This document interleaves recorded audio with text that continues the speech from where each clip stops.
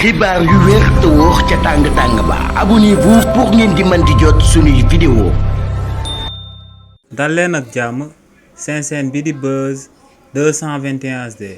kii di Salman Ibrahima Faye di akub journaliste bu kenn dootu présenté ci réew mii di Sénégal yëkkati na ay kàddu daal di tontu kii di Maître Moussa Diop ginnaaw ba mu biralee ay kàddu daal di wax ko ne ci télévision en ligne bu muy liggéeyee te muy sans limite ak Xalaat TV dañoo am seen ligne éditoriale bu spécifique te moom mooy daal di défendre nguur gi même bu ñu amul dëgg sax ñooñee dañ leen di daal di défendre ginnaaw ba Maître Moussa Diop yëkkatee kàddu yooyee kii di Salman Ibrahima Faye daal dina ko ciy tontu kii di Salman Ibrahima Faye ne lu leer ba am moom mooy que ne kii di Maître Moussa Diop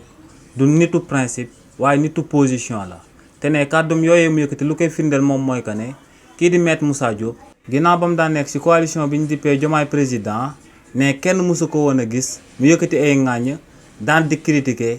télévision bii di Xalaat TV wala bii di sans limite ndax ne ci moment boobee kii di Maître Moussa Diop dafa féete woon ci coalition bii di Diomaye président yaakaaroon akub nombal tànk waaye ne nag ginnaaw bañ formé gouvernement bu bees bi te amu ci place ne kii di Maître Moussa Diop dafa fipp woon daal di bàyyeekoo ci Diomaye président ne yooyaay day opposé wu ci réewu Sénégal nee nag lu kookee di Maître Moussa Diop changé position moom moo sabab léegi mu yëkkati ay ŋàññ di ko jëmale ci télévision en ligne bii di Xalaat TV ak bii di sans limite ne li ni mel nag lu muy firndee rek moom mooy que ne